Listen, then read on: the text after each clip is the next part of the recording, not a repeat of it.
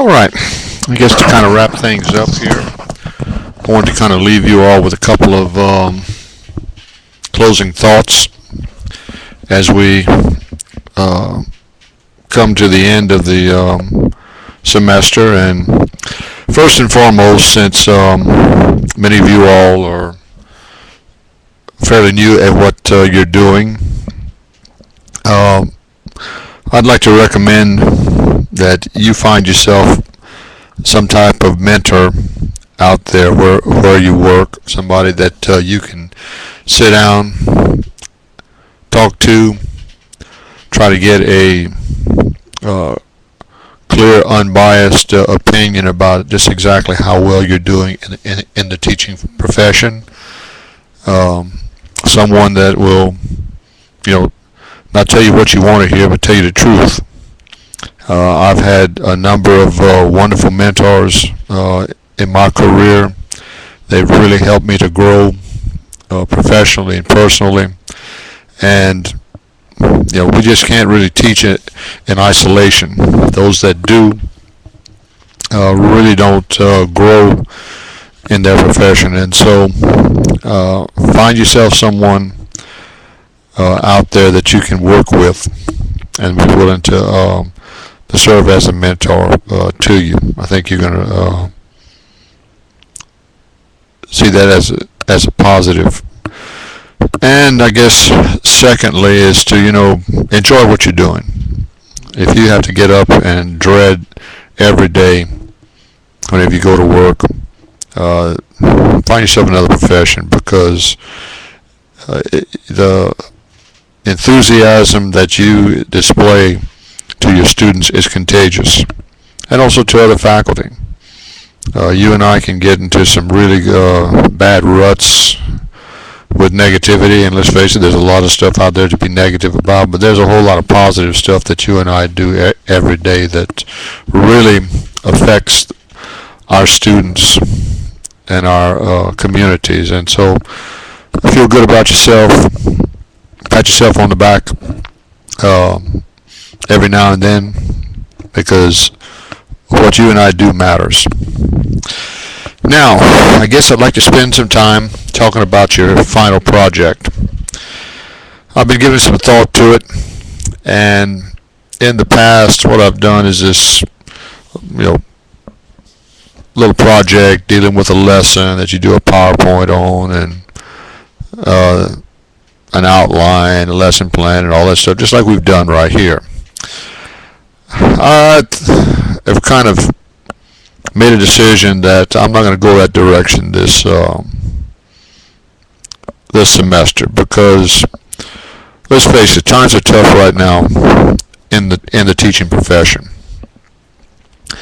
and the programs that you and I are involved in are important for people, either at the secondary or post-secondary level.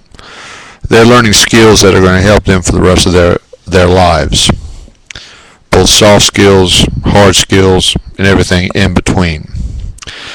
And you and I are the face of our program in the public eye.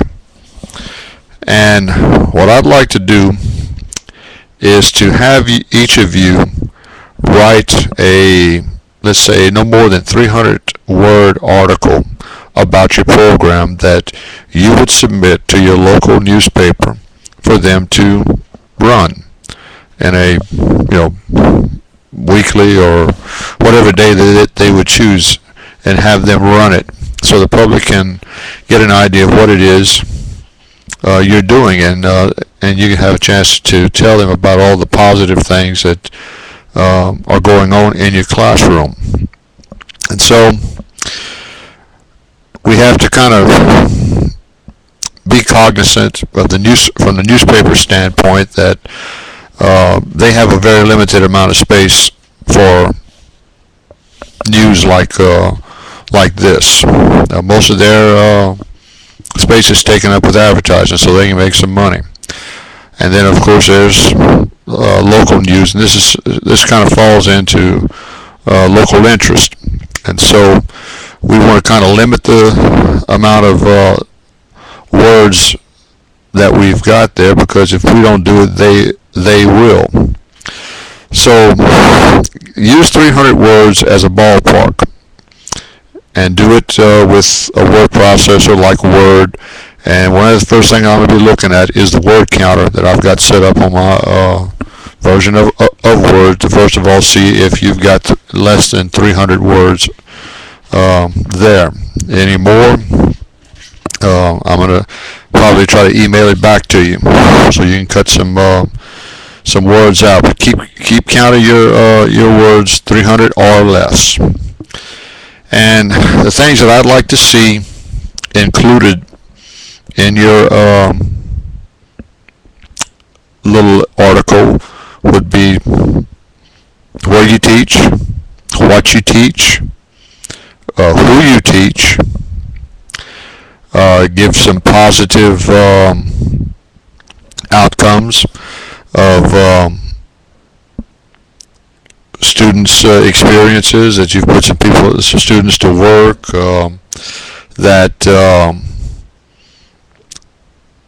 maybe from the high schools, that this is sort of like career exploration, that they can get involved in finding a well-paying career right while they're in school, things like that.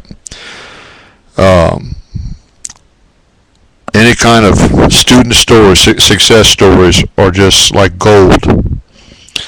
But remember to write this article not for me, but for the public.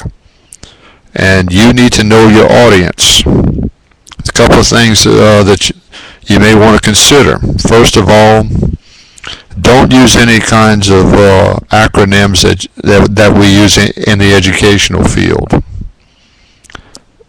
because the public doesn't know about those things.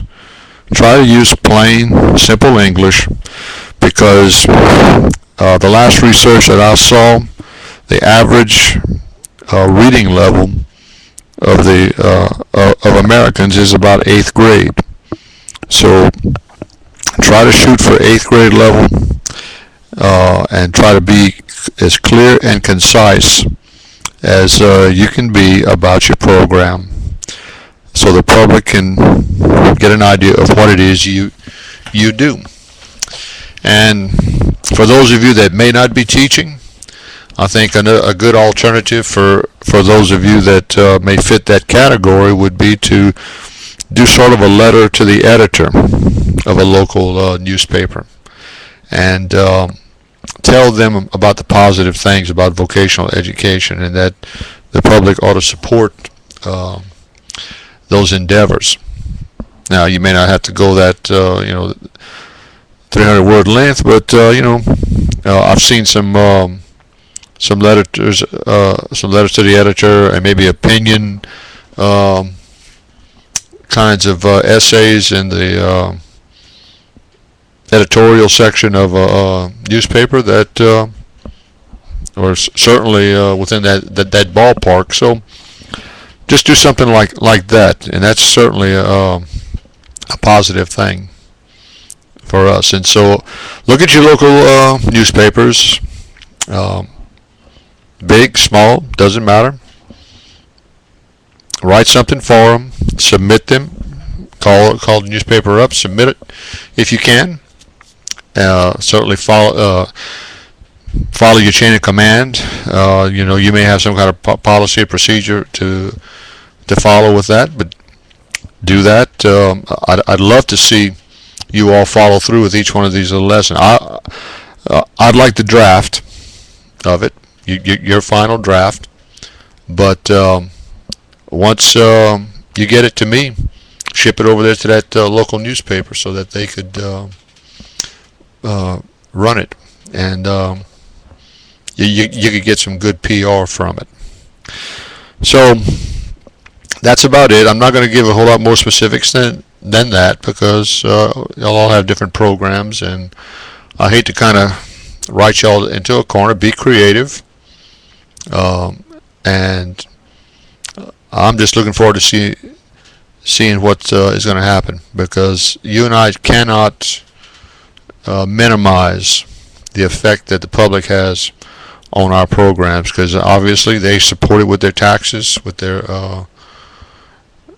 either local, state taxes, and when it's all said and done, you and I are accountable to those individuals. And so I think this would be a really productive type of lesson and final project that I think could get some good PR for each and every one of you. So if you have any questions, give me a call, shoot me an email, and I'll try to go ahead and answer them for you. But that's pretty much what I'm going to ask you to do. And so with that being said, I'm going to go ahead and sign this thing off and look forward to getting that final project from you. And we're going to go ahead and make that due the first week of December, and I'm going to go ahead and post the specific date there on Moodle, so it'll be the last block of the lesson. And so just go ahead and get it in before then, and looking forward to see what you've got.